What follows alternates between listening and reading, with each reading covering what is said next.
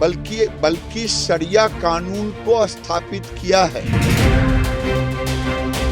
अगर राहुल गांधी कांग्रेस और इंडी गठबंधन की सरकार देश में बनी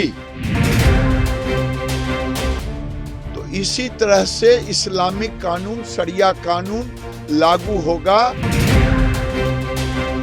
हमारे देश को आजाद हुए 76 साल हो गए, लेकिन कई चीजों में हमको अभी आजादी नहीं मिली, जैसे कि सरकारी दफ्तरों में दुश्वारियां, परेशानियां, बदइंतजामियां। हमने आजादी की जंग इसलिए लड़ी थी ताकि हमारी आने वाली पीढ़ियों की जिंदगी आसान हो सके, ना कि इसलिए कि वो जगह जगह पर सरकारी दफ्तरों में धक्के खाएं, परेशानियों का सामना करना पड़े। शहीद आजम सरदार भगत सिंह जी के सपनों को साकार करने के लिए पंजाब सरकार ने फैसला किया है कि पंजाब के लोगों को अब सरकारी दफ्तरों के चक्कर नहीं लगाने पड़ेंगे, बल्कि सरकारी दफ्तर खुद चल के लोगों के घर पर आएंगे। अब सरकारी दफ्तरों के चक्कर काटने की जरूरत नहीं, बस डायल करें 1076 और सरकारी सुविधाएं अपने घर पर ही पाएं। पंजाब की भगवंत मान सरकार आपके द्वार। बेगूसराय में केंद्रीय मंत्री गिरिराज सिंह ने कर्नाटक सरकार द्वारा शिक्षण संस्थानों में प्रतिबंध हटाने को लेकर जमकर हमला बोलते हुए कहा कि कांग्रेस शरिया कानून के तहत हिजाब से प्रतिबंध हटाया है।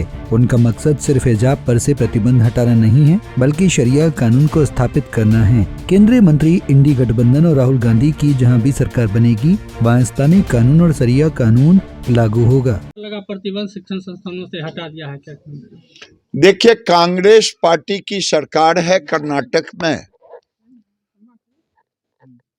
और हिजाब पे प्रतिबंध उठाया है।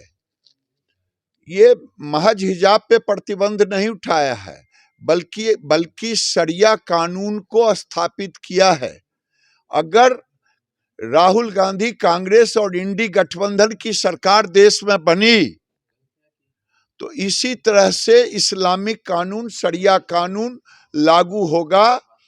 यूपी में योगी जी की सरकार ने अगर हलाल सर्टिफिकेशन पर बैन लगाया है, बिहार में मैं नीतीश कुमार से कहा हूं वो भी बैन लगाएं।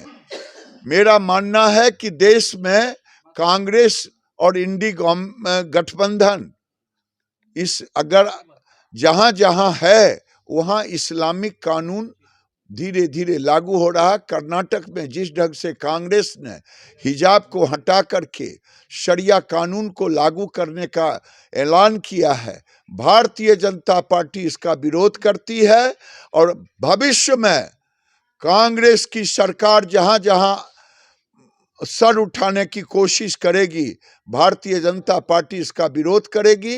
ये सनातन के खात्मे का एक तरह से एक सुनियोजित तरीका है। वहीं लालू से मुलाकात और बात पर मंत्री ने कहा कि लालू जी से पुराना संबंध है। लालू जी ने जो मुझे कान में कहा है, राजनीतिक दृष्टि से वो सब बात नहीं बोलूंगा, लेकिन इतना जरूर कहूंगा कि अब आने वाले दिनों में यथाशीघ्र जनता दल यूनाइटेड का विलय राजद में होगा। मेरा लालू जी का पुराना संबंध है। लालू जी ने जो मुझे कहा है कान में, मैं राजनीतिक दृष्टि से सब बात नहीं बोलूंगा, लेकिन इतना जरूर कहूंगा कि अब आने वाले दिन में यथाशीघ्र जनता दल यू का विलय होगा आरजेडी में। ये मैं आपको कह रहा हूँ।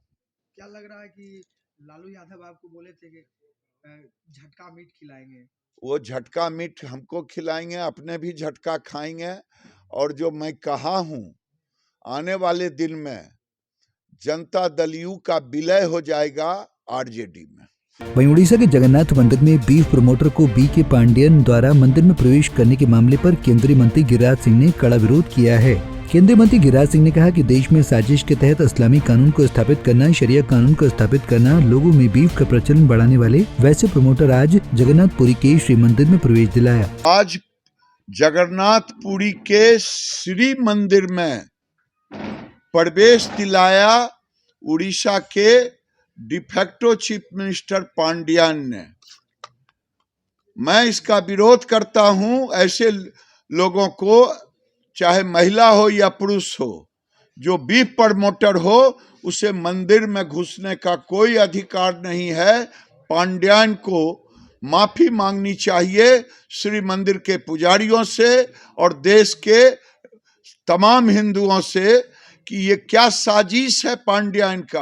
सोशल मीडिया इन्फ्लुएंसर और कर्ली टेल्स की फाउंडर कामिया जानी ने बीते दिनों नौकरशाह से बीजेडी नेता बने वी के पांड्यन से जगन्नाथ मंदिर परिसर में बात की थी। इस बातचीत का वीडियो सोशल मीडिया पर वायरल होने के बाद विवाद खड़ा हो गया है। भाजपा की ओडिशा इकाई ने आपत्ति जताते हुए कहा कि कामिया जानी वीव को बढ़ावा देने के लिए जानी जाती हैं और उन्हें पुरी में प्रतिष्ठित मंदिर में प्रवेश की अनुमति कैसे मिली। पंजाब केसरी टीवी के लिए बेगूसराय से संतोष प्रसाद की रिपोर्ट। हमसे जुड़े रहने के लिए हमारे YouTube चैनल को सब्सक्राइब करें और नई वीडियो की नोटिफिकेशन के लिए बेल आइकॉन को दबाएं।